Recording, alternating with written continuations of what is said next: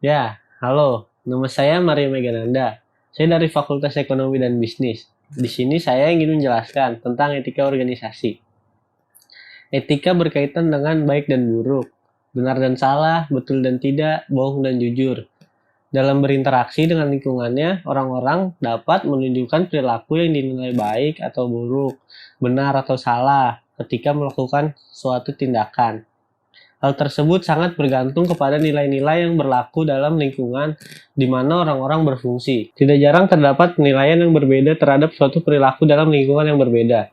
Etika menggambarkan suatu kode perilaku yang berkaitan dengan nilai tentang mana yang benar dan mana yang salah, yang berlaku secara objektif dalam masyarakat. Dengan demikian, etika dapat diartikan sebagai perilaku individu dalam berinteraksi dengan lingkungannya. Secara lengkap, etika diartikan sebagai nilai-nilai normatif atau pola perilaku seseorang atau badan atau lembaga organisasi sebagai suatu kelaziman yang dapat diterima umum dalam interaksi dengan lingkungannya. Prinsip-prinsip etika dalam peradaban sejarah manusia sejak abad keempat sebelum Masehi, para pemikir telah mencoba menjabarkan berbagai corak landasan etika sebagai pedoman hidup masyarakat. Para pemikir itu telah mengidentifikasi sedikitnya terdapat ratusan macam ide agung. Seluruh gagasan atau ide agung tersebut dapat diringkas menjadi 6 prinsip yang merupakan landasan penting etika, yaitu keindahan, persamaan, kebaikan, keadilan, kebebasan, dan kebenaran. Yang pertama, prinsip keindahan. Prinsip ini mendasari segala sesuatu yang mencakup penikmatan rasa senang terhadap keindahan. Berdasarkan prinsip ini, manusia memperhatikan nilai-nilai keindahan dan ingin menampakkan sesuatu yang indah dalam perilakunya. Misalnya, dalam berpakaian, penataan, dan sebagainya, sehingga membuatnya lebih bersemangat untuk bekerja. Yang kedua, prinsip persamaan. Setiap manusia pada hakikatnya memiliki hak dan tanggung jawab yang sama, sehingga muncul tuntutan terhadap persamaan hak antara laki-laki dan perempuan, persamaan ras, serta persamaan dalam berbagai bidang lainnya. Prinsip ini melandasi perilaku yang tidak diskriminatif atas dasar apapun. Yang ketiga, prinsip kebaikan. Prinsip ini mendasari perilaku individu untuk selalu berupaya berbuat kebaikan dalam berinteraksi dengan lingkungannya. Prinsip ini biasanya berkenaan dengan nilai-nilai kemanusiaan seperti hormat menghormati, kasih sayang, membantu orang tua, dan sebagainya. Manusia pada hakikatnya selalu ingin berbuat baik, karena berbuat baik dia akan dapat diterima orang lingkungannya. Penyelenggaraan pemerintahan dan pelayanan yang diberikan kepada masyarakat sesungguhnya bertujuan untuk menciptakan kebaikan bagi masyarakat. Prinsip keadilan. Pengertian keadilan adalah kemauan yang tetap dan kekal untuk memberikan kepada setiap orang apa yang semestinya mereka peroleh. Oleh karena itu, prinsip ini mendasari seseorang untuk bertindak adil dan proporsional, serta tidak mengambil sesuatu yang menjadi hak orang lain. Prinsip kebebasan. Kebebasan dapat diartikan sebagai keleluasaan individu untuk bertindak atau bertindak sesuai dengan pilihannya sendiri. Dalam prinsip kehidupan dan hak asasi manusia, setiap manusia mempunyai hak untuk melupakan sesuatu sesuai dengan kehendaknya sendiri, panjang tidak merugikan atau mengganggu hak-hak orang lain. Oleh karena itu, setiap kebebasan harus diikuti dengan tanggung jawab, sehingga manusia tidak melakukan tindakan yang semena-mena kepada orang lain. Untuk itu, kebebasan individu di sini diartikan sebagai kemampuan untuk berbuat sesuatu atau menentukan pilihan. Kemampuan yang memungkinkan manusia untuk melaksanakan pilihannya tersebut. Kemampuan untuk mempertanggungjawabkan perbuatannya. Prinsip kebenaran. Kebenaran biasanya digunakan dalam logika keilmuan yang muncul dari hasil pemikiran yang logis atau rasional. Kebenaran harus dapat dibuktikan dan ditunjukkan agar kebenaran itu dapat diyakini oleh individu dan masyarakat.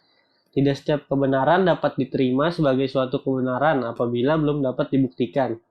Semua prinsip yang telah diuraikan itu merupakan prasyarat dasar dalam pengembangan nilai-nilai etika atau kode etik dalam hubungan antar individu, individu dengan masyarakat, dengan pemerintah, dan sebagainya. Etika yang disusun sebagai aturan hukum yang akan mengatur kehidupan manusia, masyarakat, organisasi, instansi pemerintah, dan pegawai harus benar-benar dapat menjamin terciptanya keindahan, persamaan, kebaikan, keadilan, kebebasan, dan kebenaran bagi setiap orang. Yang ini dimensi etika dalam organisasi.